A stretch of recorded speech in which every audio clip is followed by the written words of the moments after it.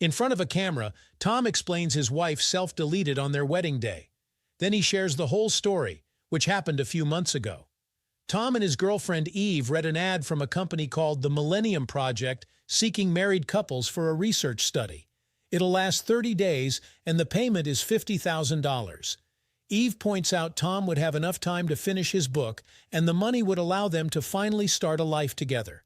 They aren't actually married, so they agree to lie. Before meeting with the scientists for an interview, Tom reveals he's bought a ring and proposes to Eve so they can marry after the experiment is over. Eve accepts and notices the numbers. 923 are engraved on the ring. So Tom says that's the day she stole his heart. Then the couple meets with the director, who explains he's studying the honeymoon phase and why that feeling eventually fades. He also mentions that statistically more marriages will fail because only special relationships can outlast biology. The director used to be married, but unfortunately his wife died when she was young. It was her death that inspired him to do the study. Tom and Eve lie and say they've been married for a month. Then they're interviewed separately. The contrast among their answers is quite clear, but they also show love for each other. Sometime later, all the couples chosen for the study are gathered at the facility. Tom is clearly nervous, and while he's still sure he wants to do this, he mentions they should have a safe word in case either of them want to abandon the experiment at any time. Eve agrees, and they choose 923 as their safe word. Then the director announces the start of the experiment, and the couples are split by making the man and women leave through different doors. Then Eve is given an injection that puts her to sleep. When she wakes up, she's on a bed with Tom, and both are wearing the clothes assigned by the company. She wakes Tom up too, and they explore the house together, getting surprised when they see a hologram in the living room. This is the mediator, who allows a scientist to check on them without skewing the results of the study. She asks them to put on a pair of headsets that record their brain waves whenever they discuss the experience. After testing it with a simple question, the mediator tells them she can be reached at any time through the device on the table and disappears. Now the couple is free to explore the house. They find an old record player and play some music to dance and sing in the living room. They check the kitchen and find a futuristic dispenser that brings them any food or drink they ask for. They also unpack the only bag they were allowed to bring, since they'll be spending Christmas in the house. They've bought gifts for the occasion. Eve has also brought cookies that were spiked with uppers and Tom's notebook so he can keep working on his novel. There are cameras everywhere, but sadly their phones have no signal in the house. There's also a very nice office for Tom to work in peace. In the evening, they ask the dispenser for a bunch of things just for fun. Then they light up the fireplace and bring some champagne to the couch to watch a movie on the screen that rises from the coffee table. Afterward, they go to the bedroom and cover the camera with their clothes so they can get naughty. Eve reminds Tom to wear protection, and once they get going, Tom is rougher than usual. After they're done, Eve is quite shaken, so Tom apologizes and comforts her. On day 3, the couple is watching a movie in which the protagonist gives birth. Seeing the baby on the screen inspires Tom to say they should have one, but Eve immediately rejects the idea because she doesn't think their parent material is good. On day 11, they decide to try the spiked cookies. She immediately bites one, but Tom is hesitant even though he's tried it before. To help him relax, Eve goes to prepare some drinks, and when she comes back, she finds Tom chewing. When the effect kicks in, the couple decides to play hide-and-seek, and when Eve chooses a random room, she pushes the door so hard that she makes a hole in the wall. She hides behind the boxes for a while, but ends up coming out, so Tom jump scares her. Then it's Tom's turn to hide, and while Eve counts, she hears a weird noise followed by someone yelling for help. She rushes to the entrance and is shocked to see one of the other wives from the project crying and desperately asking to be let in because her husband is trying to kill her. Eve tries to open the door, but it's locked, so she starts waving at the camera and yelling for help too. At that moment, the husband shows up, hits the woman's head against the door, and carries away the body. By the time Tom comes to the entrance, the people are gone. They ask to talk to the director, who appears as a hologram and tells a crying Eve they've checked the system and all the other couples are fine. He even shows her the footage, which shows Eve in front of the camera, but nobody outside. Tom admits to the director that they consumed some uppers, so they conclude that caused a hallucination. However, Eve can't sleep that night because she still feels it was real. The next day, Eve takes some medicine for her headache and throws away the remaining cookies. Tom asks for a little naughty time, but Eve turns him down and asks him to work on his book. Afterward, they sit at the table and Eve gets to work on her designs, but Tom isn't writing anything. Instead, he brings up the subject of having children again, ignoring Eve's request for silence. She snaps and starts pointing out all the issues they have to solve in their lives before even thinking about babies, like the fact he wants to live off his writing, but he hasn't written anything since the study started. Eve promises that if he finishes his book, then they can consider a family at all. Feeling hopeful, Tom goes to the office to write.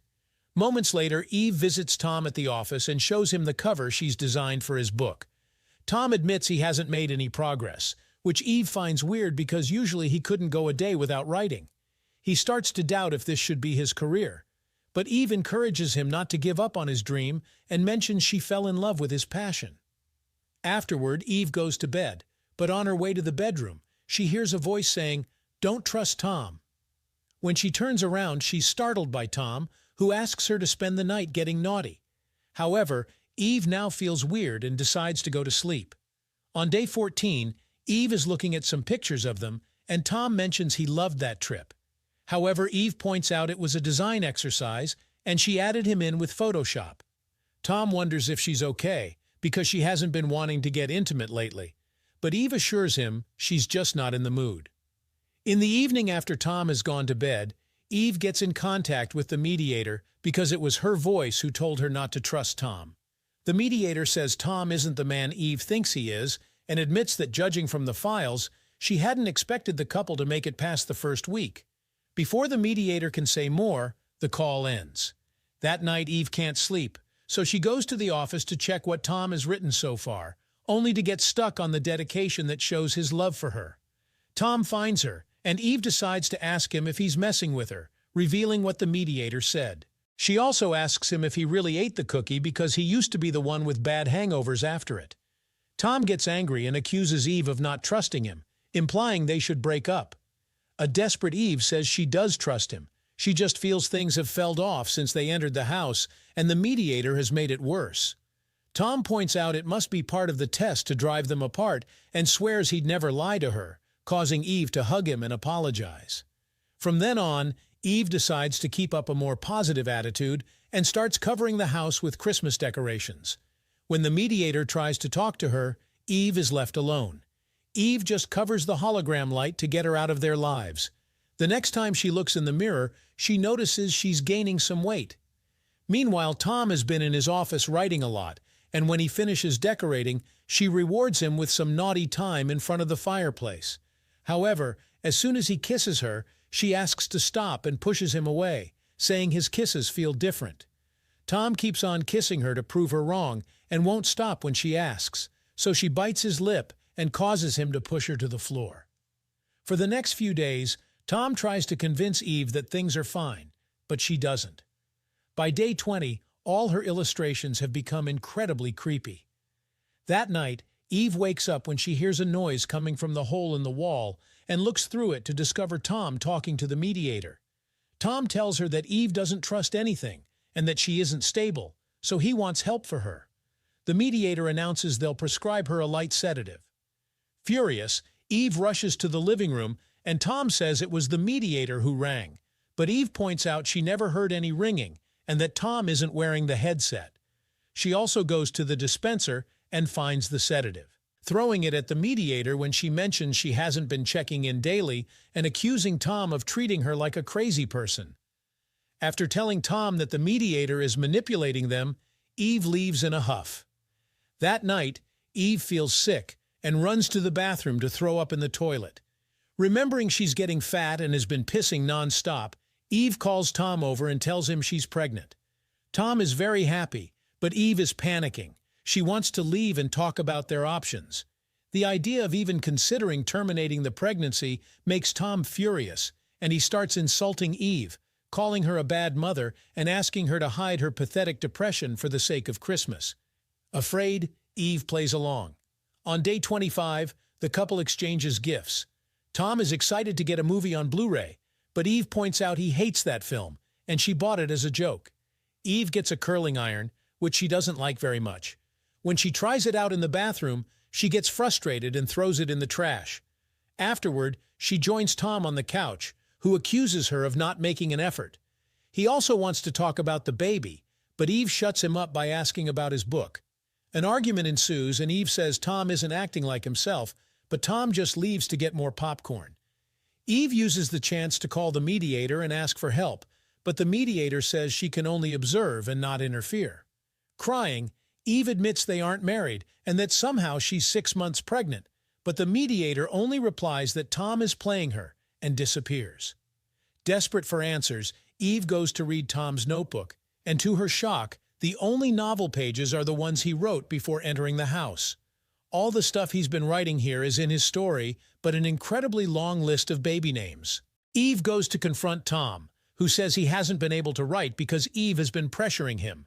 Furious, Eve yells at him and throws the notebook before leaving. Later in the bathroom, Eve kicks the trash can in frustration and finds all the protection they've been using. To her shock, they're all leaking, and when she checks the wrap, she discovers Tom has poked holes in it on purpose. She also sees the curling iron and gets an idea. Moments later, Eve invites Tom to have a bath with her. She keeps filling his glass with wine as they play Never Have I Ever, and Tom gets it wrong when Eve says they've never been married. She admits that she knows about his forcing her to get pregnant and mentions 923 multiple times, but Tom doesn't get it. Upset, Eve goes to the kitchen and steals a knife, which she hides when Tom comes to bring her to bed. In the bedroom, Eve hides the knife under the pillow and tries to sleep, but Tom starts touching even though she keeps pushing his hands away. Tom reminds her that they're married and she should fulfill her duties as a wife, so Eve cuts his arm with the knife before trying to run. Angry, Tom grabs her by the hair and throws her on the bed, but Eve kicks him and runs to the bathroom, locking the door. Then she grabs the curling iron, which has been warming up all this time, and inserts it into her private area. The pain is unbearable, and she can't go deep enough to kill the baby like she wanted. A furious Tom breaks the door glass and rushes in, throwing the iron into the bath and causing the power to go out. Then he threatens Eve. If she ever tries to hurt the baby again, he'll kill her. Soon the power is restored, and the director appears to end their stay since obviously they're failing. Terrified of Tom's reaction, Eve assures him that she's fine. So the director allows them to stay as long as Eve takes her sedatives. When Eve asks what happened to the mediator, the director says she was fired. Later, Tom surprises Eve with a special dinner but doesn't let have her a knife to cut her food. In fact, all the kitchen knives were hidden. Then he forces her to dance with him, and Eve asks where the real Tom is, since this is obviously not him. Tom ignores the question and kisses her, so Eve uses the chance to stab him multiple times with a fork. As Tom falls, Eve grabs the knife from his meal and runs to the hole in the wall, which she makes bigger to step inside. By walking through a narrow corridor, Eve finds a door and comes out into the research facility.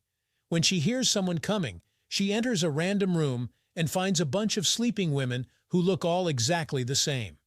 On big screens, all the couples from the project are listed under memory mapping, and the woman from the bed is classified as clone. There's also a butterfly flying around, known for its access to genetic memory. At that moment, Eve is found by guards and the director, who admits he cloned Tom, and the real one is being used to finish filling the gaps in the clone's memory. It used to be impossible to map brains, so he started this experiment to work with multiple clones at the same time and perfect the technique. Eve wants to see the real Tom, and when the director refuses, she wakes up one of the women and holds her hostage at knife point. It turns out the director has cloned his wife and is trying to perfect the technique to bring her back for good. He's also been using the mapping of her brain as the mediator. Following Eve's threats, the guards drop their weapons and throw one at her. Then a guard goes to fetch Tom. While the director tries to talk to his wife, Eve realizes the woman doesn't know she's a clone and tells her the truth. Heartbroken, the wife tells the director that she doesn't love him anymore. Then the guard comes back with Tom, who finally reunites with Eve.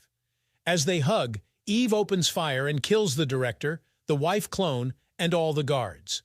Then the couple tries to escape, but when they get to the corridor, they find another Tom and both men accuse the other one of being the clone. They're both bleeding, so Eve kisses the one next to her and feels something is wrong. As she steps back, both Toms say 923 and start listing all the things they know about her. Eve doesn't know who to shoot, so instead she threatens to kill the baby. A Tom tells her to do it while the other says she shouldn't. So Eve kills the Tom who said no. Suddenly Eve starts bleeding down there and Tom has to carry her out. The couple escapes, but Eve loses the baby. When 923 comes, they get happily married. During the honeymoon, they start getting intimate. But Eve freaks out when she sees the wrap and notices this one was poked too. She tries pushing Tom off, but he grabs her by the neck and chokes her to death while saying he loves her. When he realizes what he's done, Tom tries to do CPR to no avail. To cover his crime, he uses some rope to make it look like she did it to herself. Back to the Tom telling the story in the present, he cries as he says he doesn't understand why Eve did it since he was the perfect husband. Make sure to subscribe and turn on notifications so you can watch more videos like this. Thanks for watching.